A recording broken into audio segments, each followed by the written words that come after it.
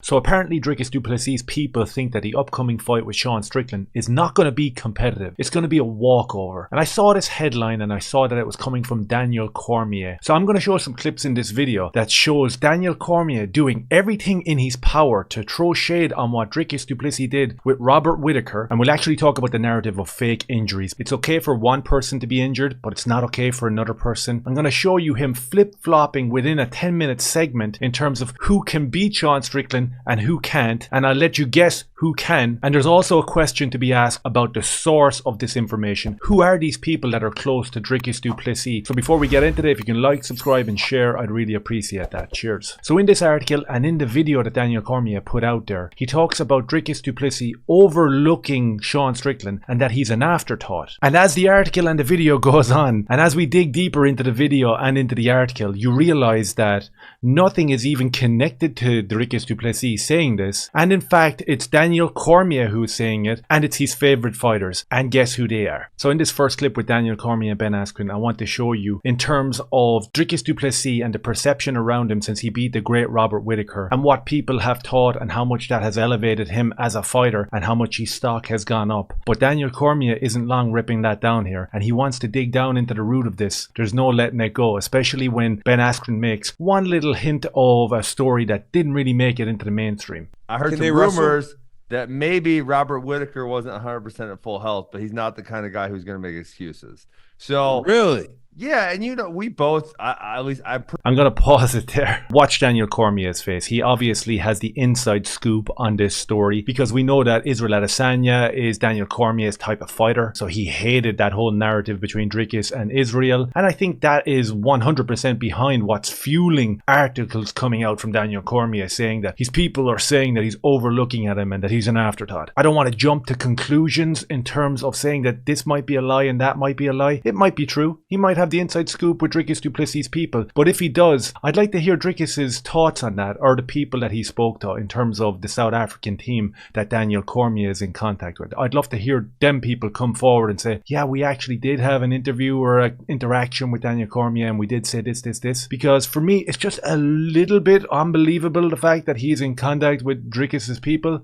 But let's get on with it anyway. Watch his face here. Watch his face when Ben spills the beans. And then Ben tries to pull back a small bit, but Daniel isn't having it. He wants to nail Dricus. He wants to nail him bad. Anything that can diminish that win that Dricus had is a good thing. And you can see, man, the grin is from ear to ear here. I just have never seen Robert Whittaker get beat, especially in that way. Like that. So I think we were both surprised. And so, yeah, I heard he was dealing with some pretty serious injuries, but, you know, he's pulled out a handful of times and he just he didn't want to pull out again. Watch the fake shock on Daniel Cormier's face. He's like, whoa, injuries? Do tell us more, please. Yeah, I don't know those to be true. I don't know how good my sources were, but I heard it multiple times. That's what I want to know. How many times did you hear it? Yeah. And what did they say exactly? Like, what type of injuries was Robert? What type of injuries did Robert have? And he knows well. He knows 100% what sort of injuries Robert has. And he's just been waiting for someone else to bring this up. Something with his ankle where he couldn't train very well. And both times I heard it, someone said the same body part. Really? Yeah. So it might be true. So it might be. So true. How much of a factor do you think that played into the fight with Du Plessis? Because right now, most of the excitement about Dricus is because of what he did to Robert Whittaker, because we had never seen anybody do that to Robert Whittaker. So if that was the case and Rob was hurt, does that take a little bit off of it then? A little bit. Oh man, there's so much to say with this one. There's so much that I can actually say, right? So you think about the whole debacle with Dricus Du Plessis' injured foot, and that's why he didn't want to fight Israel Adesanya. Let's talk a little bit about Colby Covington's foot against Leon Edwards. Was that real? Probably not real either, I don't think so. Not in the eyes of people like Daniel Cormier and the mainstream MMA media in general. The narrative tells us that we don't like them fighters, right? That's exactly what we're getting. But we like Robert Whittaker, right? And we don't like Dricus. Robert Whittaker's injury was clearly real. And I heard it from 2 different people. And it was a really bad injury and he couldn't train. That's why Dricus beat him. And let's get down to the crux of it here. Does that take the shine off Dricus Du Plessis?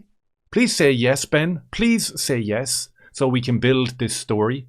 Awesome. So that was like the first shot at Dricus Du Plessis. It is what it is. Injury is fake with Dricus. It's real with Robert Whittaker. So if we're working off the same structure in terms of theorizing whether injuries affect fights, Robert was injured badly, so it affected the fight. So that takes the shine off Dricus, right? That's the story been laid out here in front of us. Does that same equation work with the likes of a Colby Covington and a Leon Edwards? You know, Colby Covington said that he broke his foot in the first 30 seconds or the first minute of that fight. UFC commentators, including Daniel Cormier, Joe Rogan, all said that Leon looked a little bit lethargic and made some mistakes in that fight. But does it take the shine off Leon given the fact that Colby was injured? Absolutely not. Absolutely not. That's the answer. That was a rhetorical question. Of course it doesn't, because it's Leon. It's Leon. So you get it? You get the pattern that's been put out here? We'll move on to the second compounding part of this video, because remember, the article says that Dricus and his team and his people are looking past Sean Strickland, and Daniel Cormier, in trying to make this point that Sean Strickland is overlooked, he gives 3 examples of fighters that have nothing got to do with Dricus Du Plessis and actually debunk not only this article, but this entire narrative. Let's have a listen. For years, Kamaru Usman refusing to go up to 185, partly because he's friends with Izzy. But even when Alex became the champion, there was no talk of him going to 185. Yeah. Sean Strickland becomes the champ now, and Leon Edwards is immediately talking about going to 185. I hate it. Kamaru Usman was immediately talking about going to 185. What is that? What is that? I'm just throwing out a theory there. Has Daniel Cormier mistook Kamaru Usman's people and Leon Edwards' people for Dricus's people? Because these are the people that want to jump up to 185 because they think it'll be an easy turnover to take that belt from Sean Strickland. Dricus has never said that. Dricus has never mentioned anything in line with this. So indirectly, he actually defends Dricus Du Plessis here because it's Daniel's boys who want to jump up there and take that belt. They think it's an easy fight. Okay, so let's have a listen to this bit. Yeah. I talk to people close to Du Plessis. They believe it is an afterthought that he gets through Sean Strickland. Really? Like, they believe that he is so far ahead of Sean Strickland that it will not be competitive. I don't know how you can watch that last fight and feel like that. I think that this is an outlandish statement. I don't know if Dricus Du Plessis' people, whoever these people are, these imaginary people, I don't know whether they'd be willing to talk to the press, because essentially that's what Daniel Cormier is, right? He's going to be interviewing these guys, or maybe he was talking to them off the books. You know, maybe they were having an informal chat. If you were having an informal chat with an ex-UFC champion / current commentator, would you actually say them lines? Would you actually put it out there that, man, Dricus is so far ahead of Sean Strickland? Like, leaps and bounds ahead of him. We're not even considering this a fight. We're actually thinking about who we're going to be defending the belt against next. I'm not sure whether anyone would say that. And I'm not sure whether Daniel Cormier is in contact with Dricus's people. And you can almost tell that Ben Askren here has the same feeling as me in terms of, okay, I need to answer this because we're live on a podcast, so I have to make it sound like I'm half interested in what you said or that I half believe it. But man, that is a bit mental. Let's have a look at his reaction. His reaction tells a story. I mean, we have Tumbleweed almost rolling through the studio here. It's crazy. I don't know how you can watch that last fight and feel like that. Yeah. That's wild. You think it's crazy?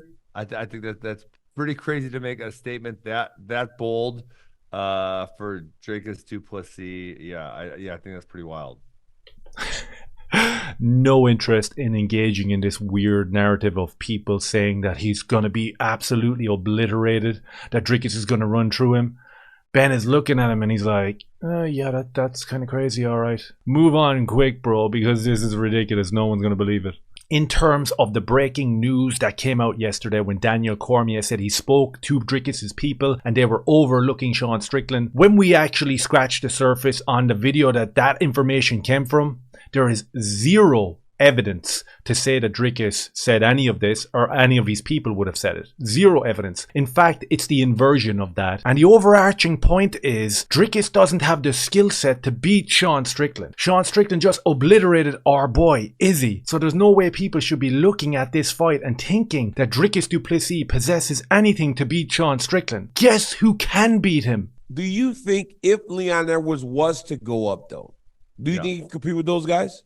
Yeah, Leon's really He's good, impressive. man.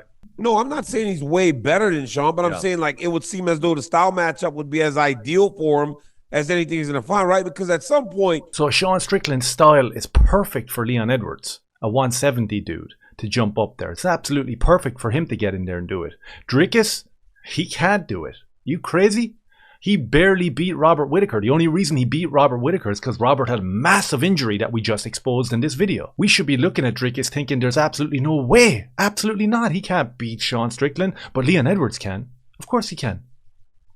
So he goes on here and he says that, let's say Leon gets to that 185 championship belt. He's going to come across some wrestlers, some guys that are like that division above him, that are high level wrestlers, like a Bo Nickel, like a Hamzat Chimaev, them guys. But guess what? And I don't even need to say it. Leon can handle it because he's so good at wrestling, bro. He doesn't grab the cage at all. He doesn't commit foul after foul after foul and gets away with it over and over again. He's just that good at wrestling. You remember the way the fight against the terrible injured Colby Covington ended? Oh yeah, I do. With Leon on his back, unable to get up, being punched repeatedly. Okay, so he's going to smash all the wrestlers like Bo Nickel, Hamzat Chimaev, Kamaru Usman up at 185. He can. Dricus can't. Have you? then it becomes difficult. But I mean, does it really become difficult? Because we've seen Leon Edwards in there with wrestling dudes, and they can't do nothing with him. He's actually a pretty good wrestler. He's a brilliant wrestler. He's a brilliant wrestler. I said it over and over again in my last video. He's an awesome wrestler. He's a brilliant striker. He can jump up, take that belt from Sean Strickland, and we can all blame Dricus Du Plessis. Perfect. What an awesome narrative. What's Dricus got to say about all this?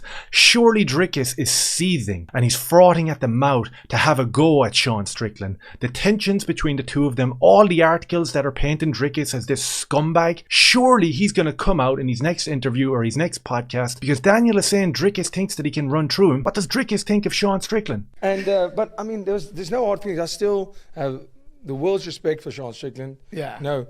He's a real man. I said it, and he showed that last night. I mean, he stood up for himself, and he did what he, that's what a real man does. Yeah. That's all that needs to be said. Why is this not front and center of all the media narratives? Sean Strickland jumps over 2 or 3 chairs, lashes into Dricus Du Plessis. The two of them get into a big brawl. The next day, he's on a podcast. He's smiling and he's calling Sean Strickland a real man. He did exactly what a real man should do. I have nothing but respect for him. No hard feelings. Let's go. That's not going to make the headlines, man. We have to paint the narrative. We have to hate this guy.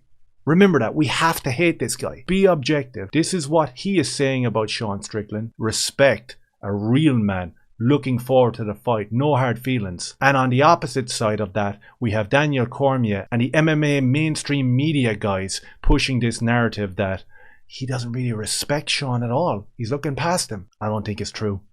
I think it's bullshit. I think the wool has been pulled over people's eyes. And I think that you need to wake up and actually watch what these guys are trying to do. There is narratives and hypocrisy, left, right, and center across the board. And it needs to be called out. Let me know your thoughts down below. Like, subscribe, and share. Cheers.